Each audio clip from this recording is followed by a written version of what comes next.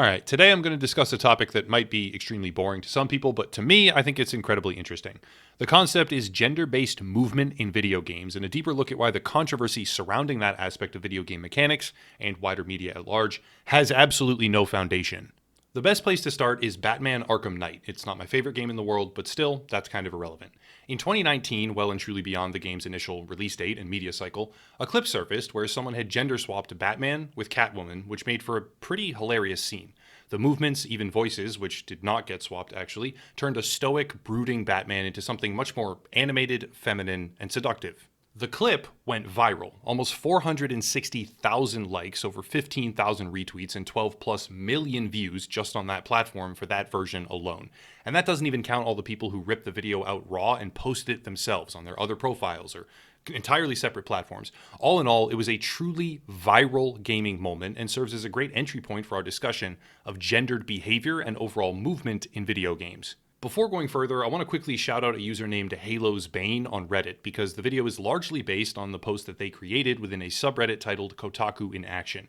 I didn't actually know about the second clip that was mentioned here, and their comparison between the two moments got me thinking about the topic, which eventually put this video in motion.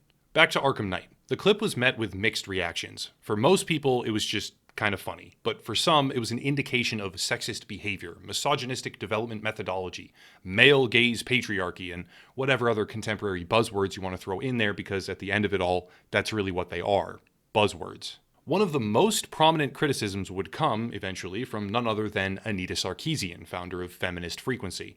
Setting aside personal opinions of her or her work, this criticism would reflect her long-standing position that male and female movements in video games are distinctly and intentionally different, which is a bad thing. As an example, here's a clip from one of her videos specifically pertaining to the movement in Destiny, the video game, and an explanation of why the male gaze is a problem. However, there is one way in which the male and female characters are differentiated by gender, and it has to do with their movement. Watch how a male guardian sits down, taking a load off after a long, hard day fighting the forces of pure evil. It's simple, it suggests confidence. When a female character sits down, however, it's a completely different story. She sits like a delicate flower.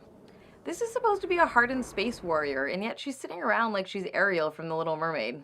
Going further, she also indicates an ultimate goal of eradicating the male gaze, continuing to express that the male gaze in its sexual atmosphere is only damaging to women, and when men are sexualized, it's actually a very good thing because it shows strength. I'm not making this up, you can watch it for yourself, it's a little bit absurd. The core argument here is that female characters are overtly sexualized in a way that is harmful, and the inverse is not true ever. But even when it is, or if it were, that's actually good for men, and therefore we must eradicate the male gaze perspective from one side only in all of video games. Well, if we consider that to be a prime directive, if you will, the Batman Arkham Knight's clip is very obviously conducive to the point we are trying to make. However, if we remember that all characteristics of both men and women are exaggerated in a comic book universe, it starts to lose merit. However, to really dig deeper, we need to look at a much more recent media push for a female-only Assassin's Creed game. The best article to look at comes courtesy of Marina Del Greco, frequent writer for GameRant.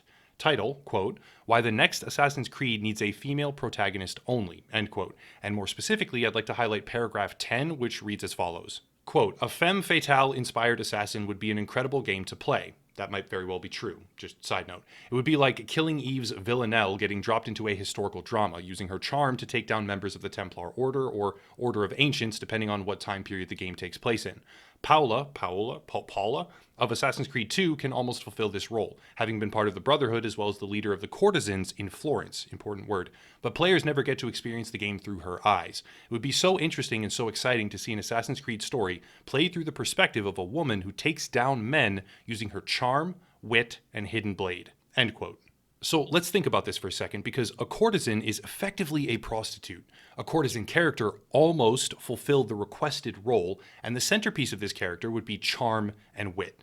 That might make for an excellent story, honestly, it might, I have no idea, but it is in no way, shape, or form an elimination of the male gaze, if we define male gaze as anything where a woman moves physically differently, as simple as sitting down even, primarily in a more delicate, composed, or seductive way, if those character aspects or traits or movements are at all showcased or emphasized. Now, I understand what most people will probably be thinking. That's just two individual people with two individual opinions that aren't even related to one another, really. Yes, Actually, very true, but what about when we examine an entirely separate cutscene from The Last of Us 2, where the character models for Joel and Dina were switched? The scene plays out as follows.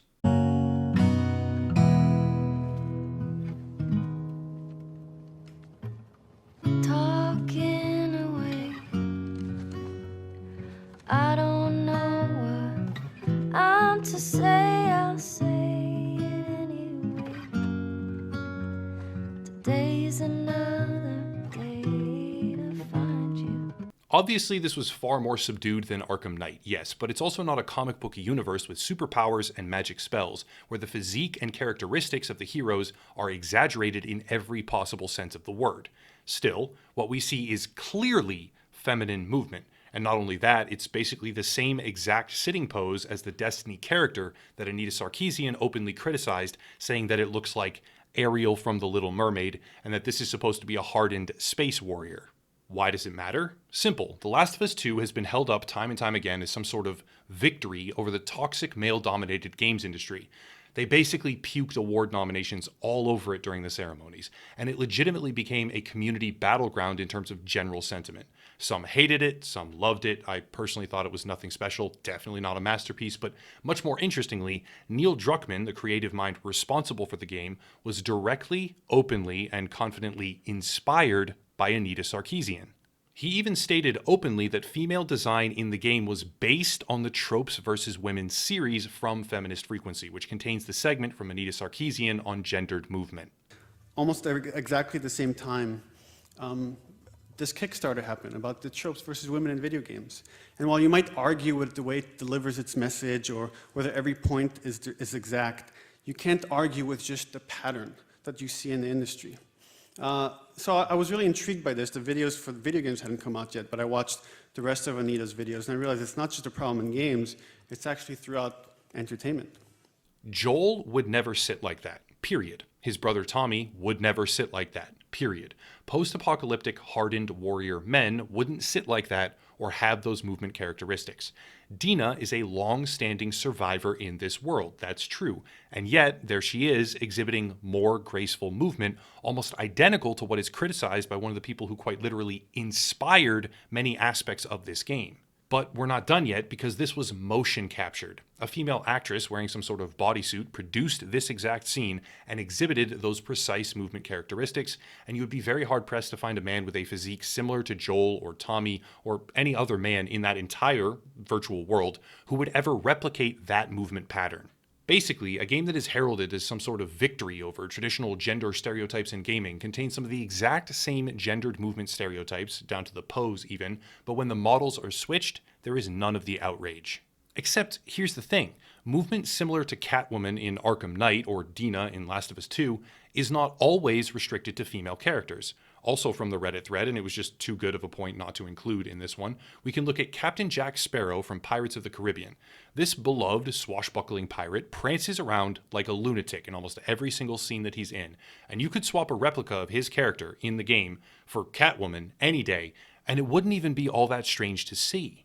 There's actually a perfect example to highlight during one of the films where Jack is fighting what appears to be another Captain Jack Sparrow, except no, it's a woman he once knew dressed as him with almost perfectly similar movement patterns during the overall sword fight. This very clearly highlights that movement is based on character, and therefore the juxtaposition of a dark, brooding, and emotionally distant Batman, which is his entire character persona, will be different when shown, without even swapping voices, next to the feminine wiles of Catwoman, who notoriously views sexuality and flirtation to be a weapon with which to commit crimes. Now compare that to the open call for some sort of female-only Assassin's Creed narrative, which could take the shape of a charming female assassin using wit similar to a courtesan in order to bring down her male opponents. That would be its own set of movement patterns that definitely do not correspond to the brawlic mercenaries that would be inevitably chasing after her when the alarm gets raised. On the one hand, differences in movement, even as banal or trivial as a simple sitting animation, are criticized as being indicative of the male gaze, but those exact same gendered differences show up in motion-captured scenes from a game that few would argue became the poster child of inclusive and politically correct storytelling, narratives, animations, body type, character modeling, everything. My point is, men and women have different movements. This fact will lead inexorably to different animations. Those animations, especially when there's motion capture involved on top of that, convey different messaging, and some will be more or less exaggerated. But eliminating the male gaze, when that is defined as any singular instance where men and women move differently in a game, will basically destroy one of the most valuable components in all of character building. It kind of reminds me of Marvel lately in the direction a lot of their comics have been going. Make everyone, it seems like, chubby, androgynous, and out of shape. Why? Who are we catering to with this? Why would the goal be to eliminate a one-sided hyper-exaggeration in terms of movement, attitude, or body type, but the other side is actually a good thing because it shows strength? Why does a man with rippling muscles and a cocky attitude who can punch through 20 bad guys at once show strength, but a woman with rippling muscles, a slim waist, and a cocky attitude who can also punch through 20 bad guys at once demonstrates the male gaze and must therefore be eliminated? Why is it that a viral clip from Arkham Knight that shows differences in movement between characters who are unbelievably different in personality becomes a spotlight for activism, but the very same title that is held up as a victory over everything activists hate in gaming, where one of the primary inspirations can be traced back to one of the most prominent figures advocating for the abolition of the male gaze in video games, all of them, contains the exact same thing? Why is it that the male gaze must be eliminated, but also the new Assassin's Creed should have a charming, feminine, similar to a courtesan, I guess, type character, which would entail practically everything that is apparently wrong with the industry? The answer is very simple. People have stopped using their brain. The spiderweb of contradictions got so large, and it's all emotionally based at that, no matter what position these people take, it will conflict with what they said in the past, or with what most of their allies have said, or whatever the terminology is these days. When your entire identity is based on being a victim, it's impossible to let that go. As a result, you invent new ways to feel victimized as soon as any one problem gets solved, corrected, or even marginally addressed, because not only must you remain a victim, you must remain as much or even more of a victim than before. That's a problem, because if you are only ever becoming less victimized in contemporary culture, not more so, but you need to continue ramping up the perception of you as being the victim of some sort of top-down oppression, well, you have to start making things up. You just do. You have to hold on to every single transgression possible, like the idea that Gamergate is still some sort of massive, enduring, 7-year-strong conspiracy designed to ruin the lives of anyone other than straight white men. Everything is Gamergate. It's actually what that's being quoted now. That's a real thing that people say. I said it as a joke in a video title. Now they're actually saying it. You must do this in order to maintain the financial pipeline that was established when money initially began to flow as a result of your victimized status. People don't continue to pay, or pay even more over time, when the problems that they were paying to solve or to fix or to address begin to fade. They only pay more or donate more when the situation is getting worse, or when they think the situation is getting worse. On a somewhat unrelated note, the projection of sexual depictions being a male fantasy that does not communicate strength totally falls apart when we examine the rise of OnlyFans. OnlyFans is entirely based on provocative and mostly adult imagery, primarily sold by women to men, and it's highly lucrative. That effort is often assessed as entrepreneurial or strong by advocates and activists when they refer to the women sexualizing themselves for money. But when a game has anything similar at all, period, anything down to even a simple sitting pose, it's the male gaze, and it must be eradicated. Gendered behavior and movement in gaming is a natural product of gender differences that have and always will exist. In some games, they are exaggerated, extremely so. In others, they are downplayed.